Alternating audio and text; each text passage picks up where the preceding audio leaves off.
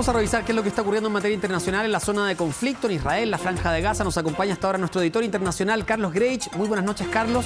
Y también aprovechamos, como ya apareció, de saludar inmediatamente a nuestro compañero Rafael Cavada. ¿Cómo están? Buenas noches. Vamos inmediatamente con Rafael Cavada. En una jornada en Tel Aviv que parecía ser tranquila en la tarde, muy apacible, pero Rafa ya nos cuenta que hubo algunos destellos, algunas situaciones que pusieron más tenso el ambiente en esa ciudad. Rafa, ¿cómo estás? Hola, Rafa, buenas noches. Carlos, Humberto, ¿cómo están? Sí, nosotros habíamos llegado ya al atardecer. Llegamos aquí cuando caía el sol finalmente y parecía que la acción había estado en la mañana, cuando hubo alerta de bombardeo. Hicimos nuestro check-in en el hotel y salimos a grabar, como usualmente hacen los equipos cuando llegan a destino. Y estábamos en esos menesteres cuando de repente empezó a sonar la alarma antiaérea una vez más. Gente que estaba trotando aquí a mis espaldas en la costanera del Mediterráneo, acá en Tel Aviv, de repente salió corriendo a un paso no muy rápido, o sea, sin apanicarse, para evitar estar aquí a cielo abierto. Y fue ahí cuando escuchamos como al menos 3 grandes detonaciones hacia el norte de aquí, de la posición es que estábamos. Ustedes pueden escuchar cómo fue esta sirena y el ruido que provocaron los cohetes que cayeron en aquella zona.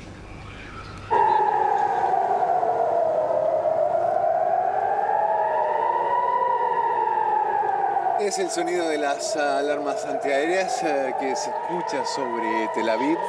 La gente, algunas más rápido que otras, empiezan a abandonar los lugares y ahí están los primeros ruidos del bombardeo. Hacia allá.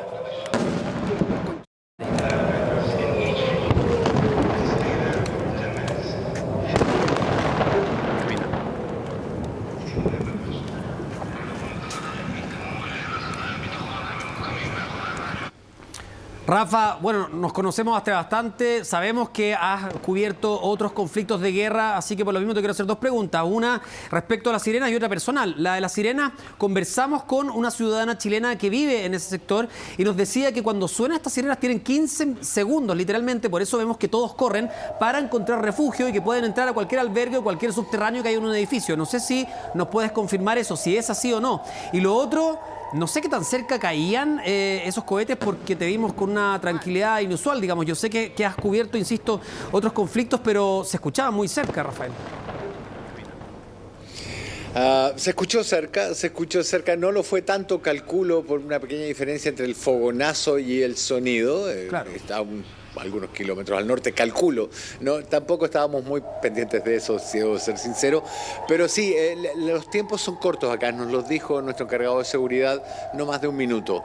En ese minuto teníamos que cruzar una avenida de 4 pistas y otra de 2, y consideramos que era inútil salir corriendo apanicadamente, así era mejor desplazarnos sonando, cuidando de, por ejemplo, claro, no cruzar debajo de líneas de electricidad, de cuidarnos un poco. Pedro Lobos, parece ser nuevo en estos líderes, demostró una calma y una sangre fría envidiable y fuimos retirándonos de a poco y afortunadamente esto cayó más lejos. De todas maneras, nosotros estábamos caminando hacia los lugares donde sabíamos que hay un refugio. Cuando uno entra al hotel, inmediatamente te dan una hoja donde te dicen: estas son las medidas de seguridad, estos son los lugares donde usted debe refugiarse si escucha una sirena antibomba, si está en el lobby, siga las instrucciones del personal del hotel. Así que, Rafa, afortunadamente cayeron bastante lejos. Y lo otro importante que lo hemos conversado también con Carlos acá, ¿cómo diferenciar cuando es efectivamente un ataque o cuando de parte de Israel también se está respondiendo, ¿no?, a estos ataques con este escudo de defensa que tienen ante los misiles? El Iron Dome, la cúpula de hierro. Sí, esa es la razón por la que yo buscaba la línea de los misiles anticohetes que usa el Iron Dome. No vi ninguno, así que mi cálculo es que cayeron un poco más al norte. Recuerda que el Iron Dome solo actúa cuando el cohete se predice una trayectoria que puede impactar una zona poblada. Así que calculo que debe haber caído en una zona donde no existía tal riesgo, porque no vimos, no significa que no haya ocurrido. Es la posibilidad que yo manejo de que se haya establecido que la trayectoria no implicaba riesgo para la población y se lo haya dejado caer y hasta ayer. Rafa, vamos a seguir contigo, pero Carlos, vamos a hablar acerca de la historia de una chilena, ¿no? Claro, una ciudadana chilena casada con un palestino que denunció que Israel no le permitió tomar el último vuelo humanitario organizado por la Cancillería chilena junto a sus 2 hijos. Sí, la negativa, dice, se debió a que ambos niños tienen papeles palestinos. Los pilotos de la FAX han hecho una tremenda pega, así que de verdad, de nuevo, mi respeto a la prensa chilena. Fue España una de las paradas del presidente Gabriel Boric en el marco de su gira por China. En Madrid, agradeció a la tripulación de la Fuerza Aérea que logró rescatar a cerca de 300 chilenos que quedaron atrapados en la guerra entre Israel y Hamas. Sin embargo, una compatriota no logró subir a los vuelos humanitarios. Finalmente la llevan al checkpoint para que ella se pueda subir al auto diplomático y cuando ella se va a subir con sus hijos, la llama a la cónsul de Chile y le dice, pucha, ¿sabes qué? No nos dieron el permiso, no puedes salir tú porque eres chilena y tienes pasaporte chileno, pero no pueden salir los niños, 5 y 2 años. Según la denuncia de la comunidad palestina residente en nuestro país, la chilena no podría salir de Belén, Cisjordania. Hace 6 años que vive en el territorio, está casada con un palestino. Sus hijos nacieron ahí. Cuentan que es difícil llegar al aeropuerto y no tendrían una solución hasta el momento. La única posibilidad es que ella se suba sola al avión, donde claramente ella decide, digamos, no hacerlo. Ella igual habla con la cónsul, le dice cómo es posible. O sea, ella es una ciudadana chilena, sus hijos son chilenos palestinos, sus hijos tienen papeles chilenos y tienen papeles palestinos, pero el solo hecho de tener papeles palestinos no les permiten, en el fondo, algún tipo de protección. La tumba será de los libres. A la fecha, 279 chilenos han sido evacuados en 4 vuelos humanitarios. Los connacionales fueron llevados hasta Atenas, Grecia y Madrid. La chilena sigue esperando poder salir de Belén. Los suministros básicos ya escasean. La zona en Belén, si bien hoy día no hay bombardeos en Belén, la zona está totalmente militarizada, está todo sitiado, está todo cerrado y por lo tanto ella me dice, nosotros tenemos lo que teníamos en casa. O sea, nosotros no tenemos nada más. Y yo no sé cuánto tiempo vamos a estar así. Entonces la gente está muy asustada. Hubo un ataque cerca de nuestra casa, escapamos rápidamente. Los niños estaban muy asustados, por eso vinimos a un lugar seguro. Espero que toda esta situación se calme. Nafés vive en una zona cercana a la chilena. Tuvo que escapar junto a sus hijos para refugiarse en un colegio. La situación es crítica. Desde Cancillería aseguran que están al tanto de lo ocurrido con la connacional y sus hijos. Dicen que se realizaron una serie de gestiones para que pudieran tomar el avión y se seguirán buscando soluciones para que puedan salir de territorio palestino. Mira, nosotros ayer hablamos con Cancillería y hablamos con la cónsul y siempre la respuesta es la misma, que eso es todo lo que ellos pueden hacer, que van a buscar medidas, pero ella no va a salir sin sus hijos, lo dijo. O sea, aquí no hay ninguna posibilidad, son niños pequeños. Las gestiones para permitir que nuestros compatriotas que hoy día ya están en suelo israelí o están eventualmente en territorio controlado por los palestinos son gestiones que se están llevando adelante a través de nuestra Cancillería y confiamos en la capacidad de nuestra Cancillería. El 4º y último vuelo humanitario del Estado de Chile salió desde Tel Aviv hace unas horas. La chilena y sus 2 hijos aún continúan sin poder retornar. Bien, Rafa, y seguimos además atentos a lo que ha estado ocurriendo durante toda esta jornada en la Franja de Gaza también. Se han registrado esta noche nuevas explosiones. Esto no es nuevo, está seguido ocurriendo permanentemente durante todos estos días desde el sábado pasado. Y además, la irrupción también de nuevos tanques que han llegado a la zona, que siguen amenazando con esta irrupción terrestre que todavía no se materializa del todo, pero se sigue generando muchísima tensión en torno a esta situación, a la eventual ofensiva terrestre y también, Rafa, a la orden de evacuación desde el norte hacia el sur.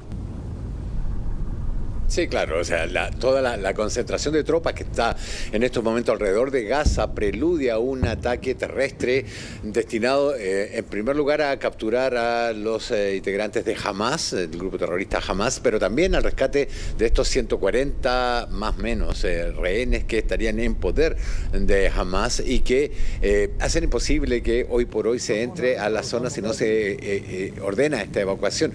El problema es que es 1.100.000 personas, la mitad casi de la población de Gaza, que tiene que salir de alguno de los centros más poblados de Gaza, como Gaza City, y tiene que ir hacia el sur, hacia las cercanías de Rafah, que es el límite con Egipto. Hacer ese movimiento en 24 horas es virtualmente imposible, sino lisa y llanamente imposible, sobre todo por algunas consideraciones que tienen que ver con la capacidad de movimiento dentro de la franja, con la existencia de un hospital lleno de heridos y una morgue saturada y que simplemente hay muchos de ellos no pueden moverse por sí mismos. Es por eso que se estima que el plazo no va a acabar perentoriamente en las 24 horas, pero que también se suma al bloqueo eléctrico, al bloqueo de combustible, al bloqueo de alimentos, y que presiona a esta población para que evacúe hacia el sur, hacia la zona de Rafah, donde significa básicamente duplicar la cantidad de gente que habita en la otra mitad de la franja de Gaza. Claro, que hace una situación extremadamente compleja. De hecho, la ONU ha alertado que la situación en Gaza ha alcanzado un nuevo nivel de peligro, esto por el inminente avance del ejército israelí hacia ese territorio. Claro, durante este día viernes les pidieron a los gazatíes que abandonaran sus hogares, sus refugios y fueran hacia la frontera con Egipto y que no intentaran además acercarse a los muros de Gaza con Israel. Sí, si bien ya hay desplazamiento de ciudadanos hacia esa parte de la franja, hay quienes todavía se niegan a hacer. A estas alturas del conflicto, cualquier destello en el cielo gazatí encendería las alarmas de quienes han tenido que huir de las bombas durante la respuesta israelí al ataque del Hamas. Devastación casi absoluta en el suelo y en las alturas, al menos por unos minutos, no eran cohetes, sino panfletos.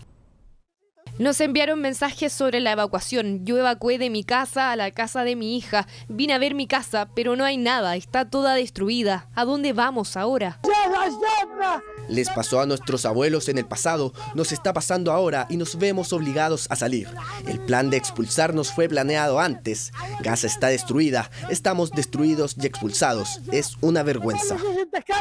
Este viernes el ejército israelí llenó por minutos el cielo y después el suelo de la franja de Gaza con estos panfletos ante la inminente escalada del conflicto, y cuando han amenazado con un ataque terrestre, se lee en ellos la petición que hacen a los residentes de Gaza a abandonar sus hogares y refugios y dirigirse al sur de la franja de manera inmediata y que no se acerquen por su propio resguardo a los muros que Israel ha construido. La ONU alerta consecuencias devastadoras por el desplazamiento que ya empieza a ocurrir.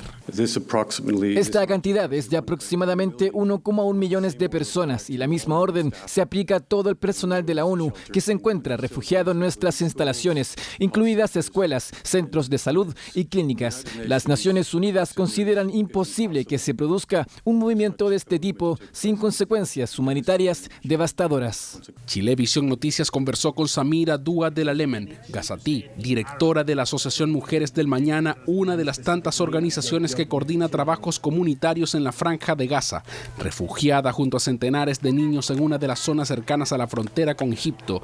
Antes de referirse a la evacuación planteada por Israel, habló de las necesidades urgentes que tienen. Deben darle a nuestros niños leche, vacunas, comidas. Estamos realizando campañas para darles suministros a los niños. Les hablo mientras los israelitas nos bombardean. Por favor, deben ayudarnos. Deben presionar para que esta guerra acabe. Debemos terminar la guerra y entregar seguridad a los niños.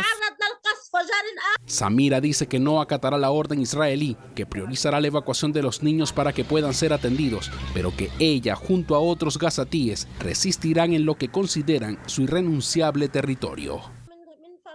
Estoy cerca de Rafah, donde la ocupación israelí nos tiene como blanco de ataques aéreos. Tenemos mártires y no tenemos hospitales. ¿A dónde vamos si alguien está herido? No podemos salir y no podemos llegar a otro hospital. No dejaremos nuestra tierra. Si morimos, moriremos acá, en nuestra tierra. Deben saber eso. Tenemos miedo de ir a otro lugar. Ellos, el ejército israelí, nos destruirán. No sabemos a dónde ir, no sabemos qué hacer. Dejamos todo y huimos. ¿A dónde vamos, mundo? Israel promete una avanzada terrestre hacia la franja de Gaza y centenares de gazatíes ya se desplazan hacia la frontera con Egipto, donde se habló de un corredor humanitario que, según agencias internacionales, jamás habría rechazado. No parece haber salida visible al conflicto, no parece existir un camino habilitado por el que gazatíes puedan huir de las bombas. Hace exactamente una semana a esta hora, Humberto, Rafa, ya las tropas de Hamás, los milicianos estaban preparando el asalto que después se conoció y que hemos estado hablando toda esta semana. Y se conocieron hoy escalofriantes imágenes del momento en el que terroristas palestinos le disparan a civiles, escondidos incluso en los baños, en baños químicos, durante el Festival de Música. Un video que vamos a comenzar a revisar, que fue grabado con una cámara GoPro de un terrorista palestino, publicado por un grupo que se llama South First Responder en Telegram, y que luego replicaron también las fuerzas de defensa de Israel en Twitter. Y ustedes están viendo allí, por ejemplo, cuando ingresan en varias camionetas, gritando consignas, y ya a los pocos segundos comienzan a sentirse los primeros disparos por parte de Hamás en esta fiesta, en este festival de música electrónica, donde murieron 260 personas, Humberto. Claro, y son ellos los que liberan las imágenes, para que quede claro, y están imágenes comprobadas por distintas agencias internacionales, entre ellas Reuters, que es parte de lo que hacen habitualmente, ¿no? Ellos mismos difunden imágenes de lo que hacen. Porque su misión es difundir el terror y lo que provocan para también generar un mensaje, ¿no, Rafa? Esto es parte también, es impresionante, ahí están disparando uno a las cabinas. Advertimos que son imágenes un poco sensibles para quienes nos están viendo, pero que claramente muestran la forma en la que ingresaron y dispuestos a matar a todos aquellos que estaban y que se cruzaban en su camino en esta fiesta, Rafa. Sí, un ataque terrorista se define precisamente por eso, por la intención de causar terror en la población, normalmente civiles, y provocar así cambios políticos. Esas imágenes tienen ese efecto, buscan ese efecto, pero también sirven como, gancho de reclutamiento para aquellos jóvenes que estén más inclinados a esa forma de solución de conflicto, digamos. Estos tipos de videos fueron siempre además una forma de decirle al público cautivo de estos movimientos religiosos integristas, fundamentalistas, nosotros cumplimos con nuestro deber sagrado, únete a nosotros. Eso es lo más... quizás lo más terrible, disparar a sangre fría a gente que está escondida dentro de un baño y que son jóvenes que estaban en una fiesta, y que por lo demás es lo que ha provocado este masivo bombardeo sobre Gaza. Este masivo bombardeo que por lo demás tiene saturado al hospital, lo comentábamos al principio de este contacto, que es lo que algunos médicos describen como el infierno en la tierra, trabajar en un hospital, en una ciudad semiderruida, casi sin implementos, casi sin medicamentos, y con un número creciente de heridos que llega y que no puede tratar. Hay 2 médicos chilenos que han trabajado en Gaza en años anteriores, y esta es la nota que hicimos con ellos. En Gaza así es cada segundo. Por cada bombardeo, al segundo las ambulancias salen y vuelven con más heridos. Algunos tienen la suerte de llegar con vida, pero los hospitales están cada vez más colapsados y las posibilidades de salvar vidas se hacen inciertas. Lo que me han contado a mí por teléfono es que por lo menos ellos estos pocos días llevan 15 ambulancias destruidas. Han muerto algunos médicos, de los cuales yo conocía a más de algunos, y la situación en los hospitales está desbordada, y la falta de medicamentos y insumos están haciendo que no puedan atender a los miles de personas que están llegando heridas. El doctor Luis Ver actualmente trabaja en el Hospital Clínico de la Universidad de Chile y por muchos años viajó en diferentes misiones humanitarias a ayudar en su especialidad de cardiocirujano. Cada uno de esos viajes fue un aprendizaje. Estos videos los grabó él mismo hace algunos años, donde los bombardeos eran frecuentes. Este niño le muestra el lugar donde intentaron rescatar a personas, pero todos murieron. Mire, cuando uno va para allá tiene que dejar los miedos aquí en Chile. Cuando uno va para allá está dispuesto a afrontar lo que sea, y nosotros sabemos que es una zona inquieta, que en cualquier momento, como ocurrió ahora, pueden ocurrir. A mí me tocó estar coincidió con la segunda intifada, en que había mucha violencia. Otra vez que fui, coincidió con los bombardeos de Gaza, estaban al final del episodio eso. Y también, bueno, uno el primero y segundo día como que se altera, y después como que cae en la rutina que tienen todos los habitantes de Gaza, y tiene que aceptar lo que venga. Voy a misiones humanitarias con una ONG americana que se llama PCRF, Palestine Child Release Fund, que va a operar niños a Palestina. Ya ha ido 13 años a operar a Palestina. En 13 misiones, las 2 últimas fueron en octubre del año pasado y en mayo de este año. No sé si nos tienen buena allá arriba, pero íbamos a ir en octubre y decidimos cambiarlo para mayo, si no a lo mejor estaríamos metidos en la zona de conflicto. Otro chileno que conoce de cerca la realidad de Gaza es el doctor Renato Acuña, cirujano infantil de clínica alemana. Hace más de 10 años se embarcó por primera vez a Gaza y desde ahí vuelve cada vez que puede. Nos comunicamos con nuestros amigos, están muy nerviosos. Primero están muy nerviosos porque la situación no está clara. ¿Qué es lo que va a pasar? ¿Qué va a pasar cuando el conflicto termine o cómo va a terminar el conflicto? No se sabe. Conocer lugares que ahora están completamente bombardeados, dice, impacta aún más cuando durante años ha operado a niños, sí, los mismos, que quizás hoy viven horas de horror. Yo te podría mostrar muchas fotos de la cara de agradecimiento de los niños y de los familiares. Las cosas que a mí me impactan es que tú sales de pabellón y los papás no te preguntan cuántos puntos le pusiste, ni qué tamaño es la incisión. Te preguntan, ¿is alive? ¿Está vivo? Y uno dice sí, y ahí se ponen a rezar y dan gracias a Allah. Y con lágrimas mira una realidad que conoció bien, esperando que pronto termine, mientras la esperanza no se pierde. Así, entre bombardeos, este pequeño nació. Nosotros, los médicos, somos parte de la sociedad y no hay nadie en Gaza que esté protegido de la ocupación. Hay bombardeos aleatorios contra cualquiera que camine por la calle.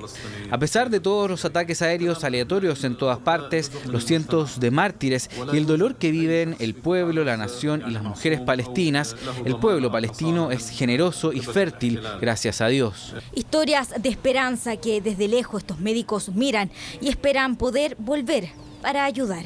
A mí me encantaría estar allá ayudando, apoyando. Yo le digo porque me nace del corazón.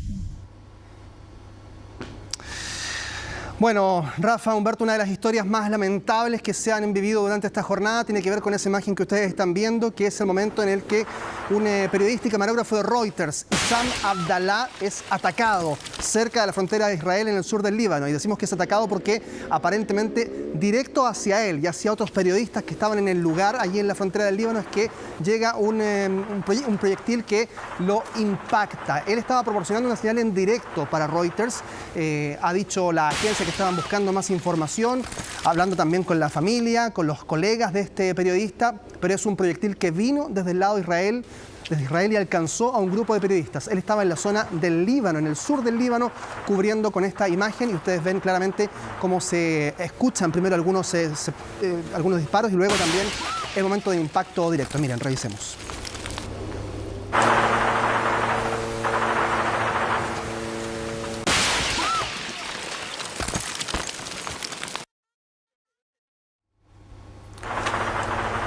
Claro, me imagino, Rafa, que ustedes les indican por qué lugares pueden estar, cuáles no, pero tampoco hay ningún distintivo, nada que pueda diferenciar a los reporteros, a las personas de la prensa que están trabajando en este lugar y a los que no, ¿no?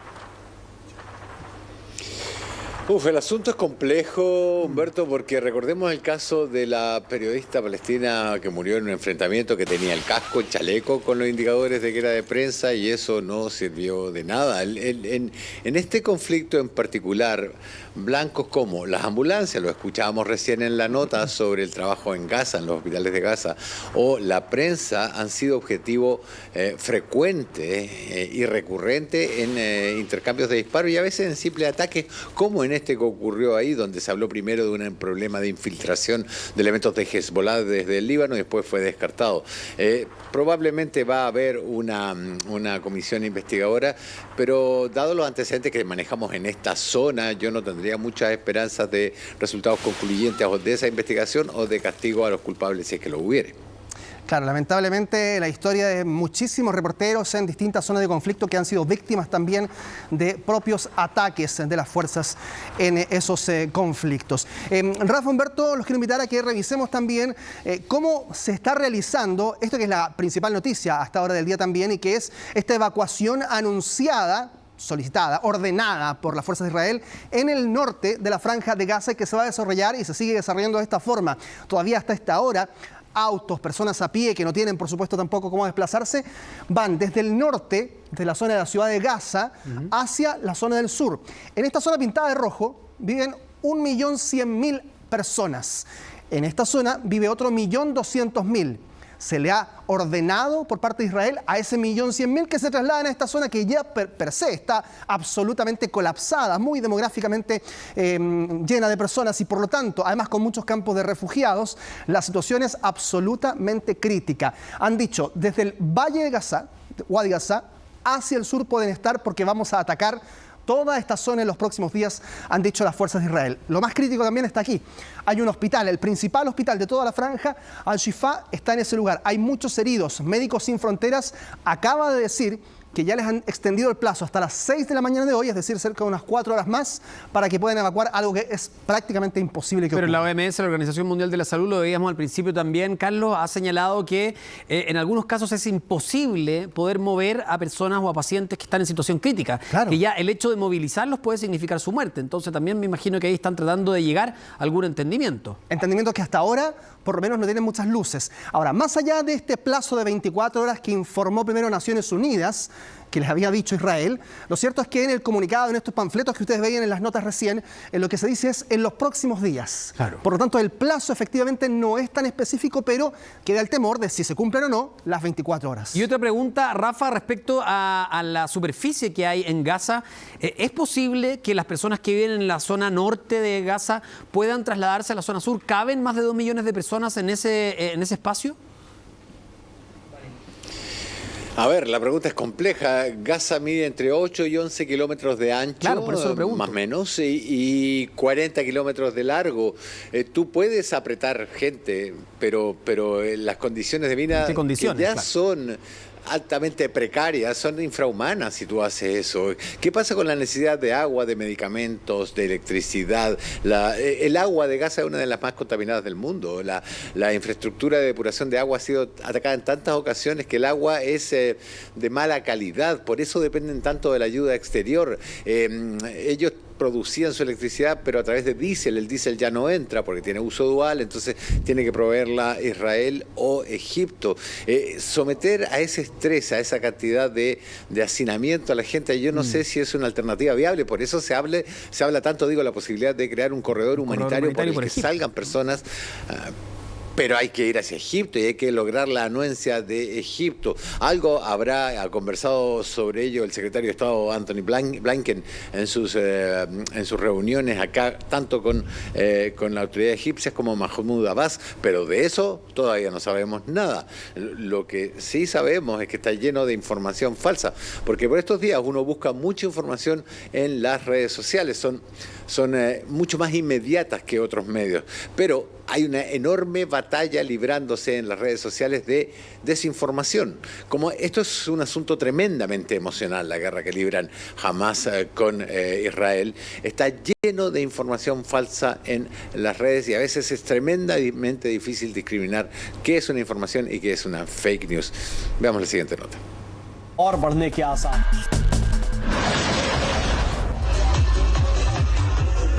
Días le mostrábamos estos videos de un festival de música en Israel, donde paracaidistas de Hamas irrumpieron asesinando a cientos de personas que estaban disfrutando del evento. Y este video de redes sociales indicaba que eran los mismos paracaidistas desde otro ángulo, pero... Y en realidad es un video de Egipto. No tenía ninguna relación con el conflicto actual, entonces eso se da harto. Que compartan un video que es de otro contexto, en otro país, durante otros años y se muestra como si fuera actual. Claro, porque haciendo un rápido chequeo, ponga atención a la fachada, es una academia militar de Egipto. Otro ejemplo es este. Un video de redes indicaba que un militar de Hamas atacaba un helicóptero israelí. Finalmente se descubrió que, escuche bien, se trataba de un videojuego online llamado Arma 3. Pero también comunicar información que no está chequeada completamente puede ser peligroso. Llevo haciendo esto mucho tiempo. Y nunca pensé que vería y tendría confirmadas imágenes de terroristas decapitando a niños. Esta sensible información horas más tarde fue rectificada por la misma Casa Blanca, indicando que ni Biden ni funcionarios del gobierno habían visto esas imágenes o habían podido confirmar los reportes. Hasta ahora, solo medios israelíes aseguran tener en su poder fotos que ratifican lo dicho por el mandatario. Después, claro, los medios borraron la información, se actualizó la información, pero muchas personas se quedan con la primera parte. No hay una confirmación del hecho, no hay una confirmación oficial.